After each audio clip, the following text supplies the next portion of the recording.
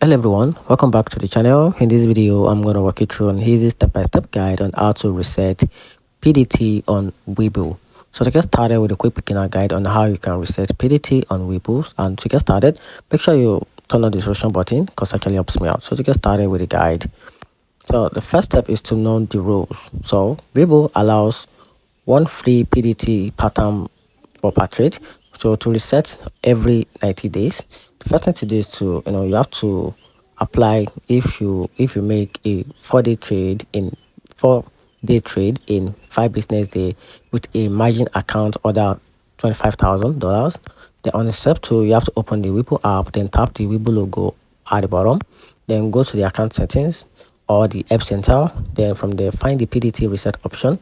Then in the help center, tap the narrow near quick access, then look for the PDT reset or day trading status.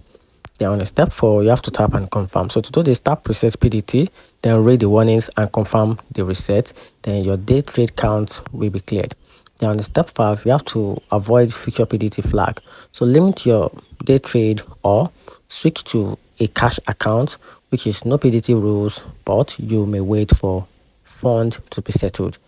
And that's it. Find the video helpful. If you did, turn on the notification button and subscribe for more. Thanks.